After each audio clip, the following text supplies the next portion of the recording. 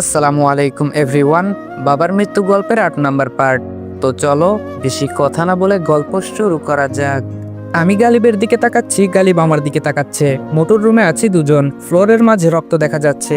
মোটু নাকি মামার সাথে হসপিটালে যাচ্ছে, কিন্তু ওর রুমে রক্ত আসবে কি করে? গালিব বলল, মেঘ, ওর ফ্লোরে রক্ত। আমি বললাম, এমনও হতে পারে সে ঘটনার পর সেখানে গিয়েছে, আর আহত মামিকে ধরার পর ওর শরীরে রক্ত লেগেছে। গালিব বলল, দেখ, একটু দূরে দূরে রক্তের ফোঁটা, বোঝা যাচ্ছে যে সে রক্তগুলো মুছতে চেয়েছিল। এবার সন্দেহজনক, কারণ মোটু যে রক্তগুলো মুছতে চেষ্টা করেছিল সেটা স্পষ্ট। তড়িঘড়ি করে সবগুলো রক্ত মুছে শেষ করতে পারেনি। এমন সিচুয়েশনে মানুষের মাথা কাজ করে না। গালিব বলল, রাইট, সে যদি কিছু নাই করতো তাহলে রক্ত মুছতে চাইবে কেন? আমি বললাম, দেখ তো রক্ত আর কোথায় কোথায় দেখা যায়। একটু ভালো করে লক্ষ্য করলাম, ফ্লোরের অনেক জায়গায় রক্ত দেখা যাচ্ছে। আমি আর গালিব পুরো রুম চেক করতে লাগলাম। এক পর্যায়ে ড্রেসিং টেবিলের পেছনে দাঁড়ানো একটা দা দেখতে পেলাম। আমি গালিবকে ডাক দিয়ে এদিকে আসতে বললাম। গালিব বলল, কি? আমি বললাম, দেখ। গালিব বলল, ও মাই গড। আমি বললাম, টাচ করিস না, পরে আরেক সমস্যা। গালিব বলল, কয়টা ছবি তুলে রাখি? আমি বললাম, অবশ্যই। মোটর রুমের দরজা বন্ধ করে আমি আর গালিব চিলেকোঠায় চলে আসলাম। আমি বললাম, আমার কি মনে হয় গালিব, মোটু মামিকে আঘাত করার পর বেশি সময় পায়নি। সে রুমে আসার সাথে সাথে কেউ বোধহয় তার দরজার কাছে এসে চিল্লাচিল্লি শুরু করে। উপায়ান্তর না দেখে মামির কাছে যায়। সেখান থেকে মামা বা কেউ বলে তাদের সাথে হসপিটালে যেতে। গালিব বলল, রুমের দরজা পর্যন্ত বন্ধ করার সময় পাইনি। আমি বললাম, কিন্তু তরির সাথে তার সম্পর্ক কি? গতকাল ছেলেটাকে গুম করলো, আজকে এত বড় একটা ঘটনা। গালিব বলল, কি জানি। আচ্ছা, মামির হাত তো তুই কাটবি বলেছিলি, মোটু কাটলো কেন? আমি বললাম, তরির সাথে নিশ্চয়ই মোটুর কোনো কিছুর সম্পর্ক আছে, সে সাধারণ কেউ না। গালিব বলল, আমি বললাম, আমাকে আর হাত গুটিয়ে বসে থাকলে চলবে না, মাঠে নামতে হবে। বাবার মৃত্যুর রহস্য আর এই ঘটনার রহস্য বের না করে আমি থামছি না। গালিব বলল, ঠিক, আমাদের উচিত সব রহস্য খতিয়ে বের করা। এভাবে সময় নষ্ট করলে পরে কিছুই করতে পারবো না। পুরো বাড়িতে থমথমে পরিবেশ। ইতিমধ্যে পুলিশ এসে পুরো বাড়ি তল্লাশি করেছে। আমার রুমেও আসলো, কিন্তু কিছুই পেল না।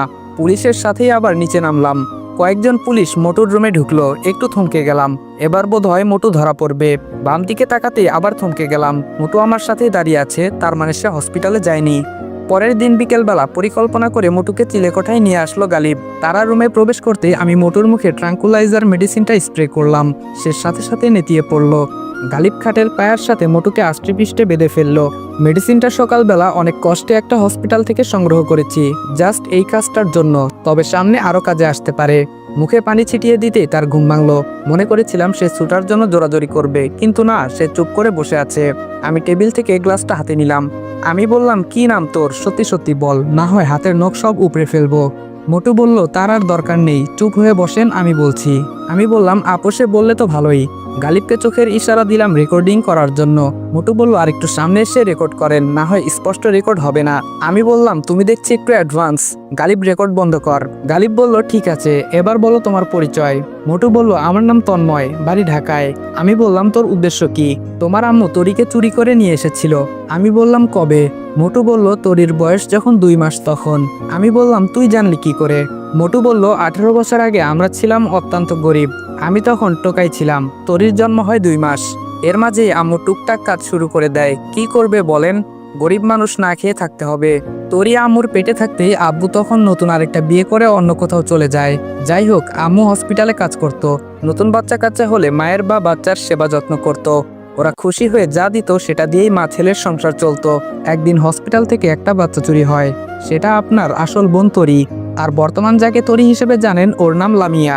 আমি বললাম, আম্মু কিভাবে লামিয়াকে চুরি করলো সেটা বল। মোটু বলল, আপনার বোন যখন হসপিটাল থেকে চুরি হয় তখন আপনার আম্মু প্রায় পাগল পারা হয়ে যায়। তখন তার দৃষ্টি পড়ে আমার বোন লামিয়ার উপর। তখন লামিয়া ছোট থাকায় আম্মু লামিয়াকে সাথে নিয়ে যেত। লামিয়া আপনার বোনের থেকে প্রায় 1 মাসের বড় ছিল। তখন আপনার আম্মু লামিয়াকে বিক্রি করে দেওয়ার জন্য অফার করে আমার আম্মুকে, কিন্তু আমার আম্মু রাজি হয়নি। তারপর আপনার আম্মু পুরো হসপিটালের ডক্টর, নার্স সবাইকে টাকা খাইয়ে অনেক কায়দা করে লামিয়াকে চুরি করে। আম্মু পুলিশের কাছে যায়, তবুও কাজ হয়নি। সেখানেও আপনার আম্মু টাকা দিয়ে মুখ মেরে রেখেছিল। আমি গালিবের দিকে তাকিয়ে বললাম, কত খারাপ মহিলা দেখছিস? গালিব বলল, কিন্তু আমার কেমন যেন লাগছে, এই তরির ঘটনার পিছনের সব রহস্য। আমি বললাম, আমারও তাই মনে হয়, ওর বাঁধন খুলে দে। গালিব বলল, দিচ্ছি। আমি বললাম, খুব সম্ভবত আব্বু আম্মুর এই চুরির বিষয়টা মেনে নিতে পারছিল না, আর এটা নিয়ে ঝগড়া হয় তাদের মাঝে দীর্ঘদিন। এক পর্যায়ে বিষয়টা ডিভোর্স পর্যন্ত যায়। গালিব বলল, একদম সঠিক অনুমান করেছিস। আমি বললাম, আম্মু আগে থেকেই খারাপ ছিল, এর শাস্তি কিন্তু পেতে হবে আম্মুকে। আচ্ছা তন্ময়, মেঘসে যে বাড়িতে আসার প্ল্যান কে দেয়? তন্ময় বলল, আপনার একটা হিটলার বন্ধু আছে না? আমি বললাম, কার কথা বলছিস? তন্ময় বলল, আর কে, আনাস ভাই। আমি বললাম, দেখেছিস গালিব, আনাস ঠিক ওই জায়গা মতো বসে কাজ করে চলেছে। সেদিন তাহলে শালা মিথ্যা কথা বলেছে আমাকে? গালিব বলল, হুম। আমি বললাম, কিন্তু আনাস কিভাবে জানলো আমার আম্মু তোর বোন লামিয়াকে চুরি করেছে? তন্ময় বলল, সেটা আমি জানি না, আমাকে চিঠি পাঠিয়েছিল সে। আমি বললাম, এই ফোনের যুগে চিঠি? আচ্ছা, কি পাঠিয়েছিল? তন্ময় বলল, চিঠিতে লেখা ছিল, তোমার বোনের সন্ধান পাওয়া গেছে, তাকে নিতে ইচ্ছুক হলে এই ঠিকানায় চলে আসো। ব্যাস, আমি চলে গেলাম। সে আমাকে হাত ধরে 3 দিন ট্রেনিং দিয়েছিল এই পুরো বাড়ির সম্পর্কে। আমি বললাম, হতেও পারে, কারণ আনাস আমার জীবনের A to Z সব জানে, কিন্তু আনাস এই বাড়ির এই পরিস্থিতি কিভাবে জানলো? গালিব বলল, মেঘ, আমার মনে হয় আমাদের একবার ঢাকায় যাওয়া উচিত, ওর সাথে সরাসরি কথা বলা উচিত। সে কেন করছে এমন সবকিছুই আমাদের থেকে লুকিয়েই বা করছে কেন? আমি বললাম, যাব, জাস্ট একটা কাজ এখানে করব, তারপর যাব। গালিব বলল, আবার কি কাজ? আমি বললাম, কাল সকালে দেখবি, এত আগে তোকে টেনশন দিয়ে লাভ নেই। গালিব বলল, ওকে। আমি বললাম, আচ্ছা তন্ময়, একটা জিনিস মাথায় ঘুরপাক খাচ্ছে, ছেলেটাকে তুই ঘুম করেছিস? তন্ময় বলল, হুম। আমি বললাম, তুই তাহলে গালিব আর তরির সম্পর্কের কথা জেনেছিলি? তন্ময় বলল, আগে জানতাম না, এখানে এসে দেখেছি। আমি বললাম, মামির হাত কাটার প্ল্যান ছিল আমার, তুই জানলি কি করে? তন্ময় বলল, আমি জানি না আপনিও প্ল্যান করে রেখেছেন, কিন্তু সেদিন খুব রাগ উঠেছিল, বোনটা তো আমার, সেদিন ভেবেছিলাম হাত কাটবো, কেটে দিয়েছি। আমি বললাম, এত মানুষের ভিড়ে হাত কাটার মতো সুযোগ পেলি কোথায়? তন্ময় বলল, আপনার মামি মুন্নির সাথে বাড়ির চিপায় প্ল্যান করছিল আমাকে কিভাবে মেরে ফেলানো যায়, কারণ তারা জানে আমি মেঘ, আমি সব শুনেছি। আর আগেও একবার অ্যাটাক হয়েছিল, আনাস ভাই আমাকে একটা স্প্রে দিয়েছিল, যেটা প্রয়োগ করলে মানুষ অজ্ঞান হয়ে যায় সাথে সাথে। 48 ঘন্টা পর জ্ঞান ফিরে অ্যান্ড সুস্থ হতে 10-12 দিন সময় লাগে। সেটা আগে স্প্রে করি, তারপর হাত কেটে দেই। আমি বললাম, বুঝেছি, সব আনাসের আবিষ্কার, ওকে ডক্টর ঝাটকা লাইট বলা যেতে পারে। গালিব বলল, মেঘ, এখন রসিকতার সময় নেই। আমি বললাম, ধৈর্য ধর, কাল সকাল থেকে আরেকটা মিশন স্টার্ট করব। আর হ্যাঁ তন্ময়, আমাদের এই কথাগুলো যেন কেউ না জানে, আগে যেমন ছিলি তেমনই সবার সাথে অভিনয় করে যাবি। তন্ময় বলল, ঠিক আছে। মেঘার মেসেজ আসলো সন্ধ্যা পরে তার সাথে নদীর পাড়ে দেখা করার জন্য। অবশ্য সেটার অপেক্ষায় ছিলাম, খুব চেয়েছিলাম মেঘা এমন কিছু বলুক। মনে হচ্ছে কতদিন দেখি না পাগলিটাকে পেতে আমাকে স্ট্রাগল করতে হবে। আচ্ছা, সেদিনের সেই স্বপ্নটার মানে কি ছিল? স্বপ্নটা কি সত্যি মস্তিষ্কের কাজ ছিল? আমি বললাম, এতক্ষণ লাগলো আসতে? মেঘা বলল, বাড়িতে কিভাবে যে বলে বুঝিয়ে এসেছি। আমি বললাম, এত রিস্ক নেওয়ার কি দরকার ছিল? মেঘা বলল, দোষ তো আপনার। আমি বললাম, আমার কি দোষ? মেঘা বলল, সেদিন যদি জোর না করতেন তাহলে আজকে এমন হতো না, জোর করেই ভালোবাসি কথাটি মুখ থেকে শুনেছেন। আমি বললাম, আমি বলেছি যে আমার সাথে দেখা করো? মেঘা বলল, আপনি না বলতে পারেন, কিন্তু আমি তো আর পারি না, আপনাকে দেখতে ইচ্ছে করছিল খুব। আমি বললাম, বুড়োকে কি বলে বুঝাবে? মেঘা বলল, সেটা আমার চিন্তা, আপনাকে এটা নিয়ে চিন্তা করতে হবে না। আমি বললাম, এখানে বসে থাকবে নাকি একটু হাঁটাচলা করবে? মেঘা বলল, মার্কেটে যাব। আমি বললাম, শপিং করবে? মেঘা বলল, হুম, তবে আমার জন্য নয়, আপনার জন্য। আমি বললাম, মানে আমার কি কাপড় চোপড় নেই নাকি? আমি বললাম, কেন? মেঘা বলল, আমার পছন্দের একটাও নেই। আমি বললাম, এত দামি টি শার্ট তোমার পছন্দ হয় না? মেঘা বলল, এমন মেদা কালারের টি শার্ট আমাকে ফ্রি দিলেও নিব না।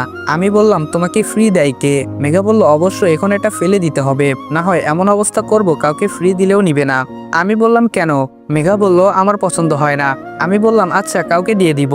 মেঘা বলল, গুড আইডিয়া, এখন থেকে আমি যেভাবে বলবো সেভাবেই চলবে। আমি বললাম, কখনো না। মেঘা বলল, সবকিছু তো আমার মতো চলতে বলিনি, জাস্ট আমি তোমাকে আমার মনের মতো করে সাজিয়ে রাখবো। আমি বললাম, আমি কি পুতুল? মেঘা বলল, আমার কাছে তাই, এসব কালারের পোশাক আমার একদম পছন্দ না।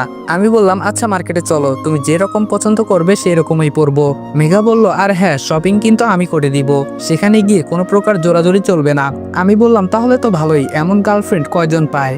মেঘা বলল, আমাকে সব মেয়েদের মতো একদম ভাববেন না। আমি বললাম, সব মেয়েদের মতো যদি ভাবতাম তাহলে এই মায়াবতীর প্রেমের জালে ফাঁসতাম না। মেঘা বলল, আপনি কথায় কথায় শুধু মায়াবতী বলেন, মায়াবতী কারা হয় জানেন? আমি বললাম, কারা হয়? মেঘা বলল, যারা একদম ফর্সা, মুখের মাঝে আছে মাধুর্য, মুখের প্রতিটা গঠনে মায়াবী ছাপ।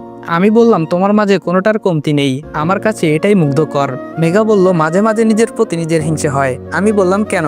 মেঘা বলল, আপনার মতো একজন সঙ্গী কি আমি পাওয়ার যোগ্য সেটা ভেবে। আমি বললাম, সেদিন রাতের মতো কি আবার ধরবো? মেঘা বলল, না, এখনো হাতে ব্যথা পাই। আমি বললাম, তাহলে নেক্সট টাইম যেন এই শব্দগুলো না শুনি। মেঘা বলল, যা সত্যি তাই। আমি বললাম, আবার? 10 মিনিট যাবত মেঘার পেছন পেছন ঘুরছি, সে একটার পর একটা দেখে যাচ্ছে, এটা আমার কাছে খুব বিরক্তিকর। শপিং মলে ঘোরাঘুরি কেমন যেন লাগে। আমার কথা হচ্ছে, দুইটা দেখবো, একটা কিনবো, কাহিনী শেষ। মহিলাদের মতো পুরো দোকান উল্টিয়ে পরে বলবো পছন্দ হয় না, অন্য দোকানে যাই। আমি দোকানি হলে এমন কাস্টমার সাইজ করতাম। মেঘা আমার হাতে একটা কালো বডি ফিটিং শার্ট ধরিয়ে দিয়ে বলল, এটা পরে আসো। আমি বললাম ঠিক আছে মহারানী। একটু পর মেঘা বলল, একবার আয়নায় দেখো তো কত সুন্দর লাগছে। আমি বললাম দেখতে হবে না, তুমি বলেছো তাহলেই হবে। মেঘা আরো অনেক কিছু কিনে কাউন্টারে গেল বিল পে করতে। আমি তার সাথেই চুপচাপ দাঁড়িয়ে আছি। মেঘা বলল কত? কাউন্টারের লোকটি বলল, স্বাগতম ম্যাডাম, আপনি ইতোমধ্যে একটা অফার জিতেছেন। মেঘা বলল, ওয়াও, কিসের অফার? কাউন্টারের লোকটি বলল, আপনি আমাদের দোকানে আজকে 400তম কাস্টমার। শর্ত অনুসারে আপনি যা শপিং করেছেন সব ফ্রি। মেঘা বলল, আগে বলেননি কেন? কাউন্টারের লোকটি বলল, সরি ম্যাডাম, নিয়ম নেই। আমি বললাম, এই মেঘা চলো তো, অনেক কিছুই তো কিনেছো। মেঘা বলল, ঠিক আছে, কিন্তু কি সুযোগটা হাতছাড়া করলাম, ইস। শপিং মল থেকে বের হয়ে মেঘাকে বললাম, আবার মোবাইলটা ফেলে এসেছি। মেঘা বলল, হোয়াট? আমি বললাম, 1 মিনিট দাঁড়াও। মেঘা বলল, তাড়াতাড়ি যাও। আমি বললাম, ভাই এটিএম কার্ডটা দেন। কাউন্টারের লোকটি বলল, বুদ্ধিটা দারুণ ছিল। আমি বললাম, শিখে রাখেন, কাজে আসবে। আমি পাশে থাকতে মেগা বিল পে করবে সেটা তো কখনো হতে দিতে পারি না, তাই বুদ্ধি করে দোকানিকে এমন একটা কাহিনী বলতে বলি। বিল তো আমি আগেই পে করেছি, এটিএম কার্ড দিয়ে রেখেছিলাম দোকানিকে। মেঘা বলল, চলুন না ঝালমুড়ি খাই। আমি বললাম, পেট ব্যথা করবে। মেঘা বলল, না করবে না। আমি বললাম, কি ছাইপাস খেতে ইচ্ছে করে, রেস্টুরেন্টে চলো। মেঘা বলল, না, আমি ঝালমুড়ি খাবো। আমি বললাম, আচ্ছা ঠিক আছে। মেঘাকে নিয়ে আমার দুশ্চিন্তার শেষ নেই, কি করতে পারি তার জন্য সেটাই ভাবছি। বয়স তো কম হলো না, সঙ্গিনী প্রয়োজন, কিন্তু বুড়োটাকে রাস্তা থেকে দূর করি কিভাবে? একটা বুদ্ধি এসেছে মাথায়, 80% কাজে আসবে, তবে বুদ্ধিটা কাজে লাগানো অনেকটা টাফ হয়ে পড়বে। ক্ষতি কি, ট্রাই করে দেখতে। পরের দিন সকালবেলা আমি আর গালিব রওনা হলাম আম্মুর পুরনো পিএস এর বাড়ির উদ্দেশ্যে। সেখান থেকে যাব পিএ এর বাড়িতে, সেখানে নিশ্চয় কিছু না কিছু পাবো। আমি গালিবকে ডাক দিলাম। গালিব বলল, হুম। আমি বললাম, একটা জিনিস মাথায় ঘুরপাক খাচ্ছে। গালিব বলল, কি? আমি বললাম, আম্মু লামিয়াকে চুরি করার জন্য এত জোর দিয়েছিল কেন? গালিব বলল, সেটা আমিও ভাবছি। আমি বললাম, আমার মনে হচ্ছে আমার বোন চুরি হওয়াটা পুরোটা আম্মুর প্ল্যান ছিল। গালিব বলল, কিভাবে? আমি বললাম, কারণ একটা মানুষের এত ছোট বাচ্চা চুরি হওয়ার পর তার স্বাভাবিক হতে কমপক্ষে 1 মাস সময় লাগবে। কিন্তু তন্ময় বলেছিল আম্মু একটু কান্নাকাটির পর স্বাভাবিকভাবে লামিয়াকে চেয়েছিল, যা একটা মহিলার এই সিচুয়েশনে একদম অভাবনীয় ব্যাপার। গালিব বলল, ভালো কথা বলেছিস। আমি বললাম, তারপর দেখ, পুরো হসপিটালের লোকসহ থানা পুলিশ সে নিজের হাতে নিয়ে নেয়। একটা বাচ্চার জন্য সে এত কিছু করছে, এর পিছনে রহস্য তো নিশ্চয় আছে। গালিব বলল, আচ্ছা, তোরই জন্মগ্রহণের আগে কি ফুপার সাথে ফুবির ঝগড়া হতো? আমি বললাম, হুম, তবে কি নিয়ে হতো সেটা জানতাম না। গালিব বলল, অনেক চিন্তার বিষয়। আমি বললাম, আচ্ছা, আমরা আগে গন্তব্যে যাই, সেখানে গেলেই সব তথ্য বের করতে পারবো। আমাদের ধাপে ধাপে অগ্রসর হতে হবে। গালিব বলল, হুম, না হয় সব থেকে আবার বিচ্ছিন্ন হয়ে যাব। আমি বললাম, আর বেশি দিন লাগবে না, আমার কেন যেন মনে হচ্ছে সব রহস্যের দ্বার প্রান্তে আছি।